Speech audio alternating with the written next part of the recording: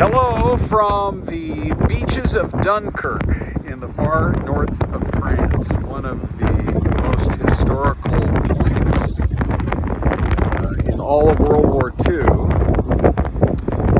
And if you saw the movie a few years ago with Harry Styles, Dunkirk, I think it was a pretty fair portrayal of what they were dealing with here. Soldiers by the hundreds of thousands that had to be evacuated.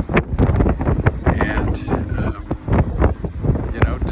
hard decisions that had to be made to try to, because the BEF, as it was called, the British Expeditionary Force, they just didn't have the firepower or the manpower, even fighting alongside their allies, the French, to be able to stop the German advance in the early days of World War II. So Winston Churchill made the decision to do the evacuation, and it was, for the most part, successful. 338,000 men, primarily British soldiers, but a lot of them French soldiers too, able to escape the onslaught and live to fight another day. In the end, it was called a miracle.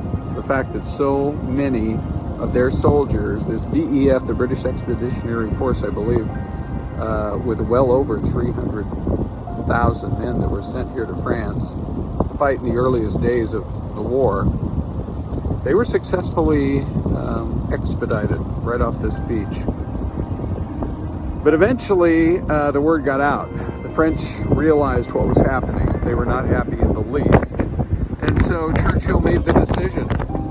We have got to evacuate as many of our French allies and get them out of here, because the stranglehold that the Nazis were developing all around the town of Dunkirk over the course really of about 2 weeks, from maybe 100 miles away to just closing in on the beaches, meant they would have been slaughtered. So that's what Sir Winston did. He said, all right, we're going to evacuate our French allies as well. And although it wasn't long before they were then sent back to France to continue the fight, many of whom then were eventually captured once France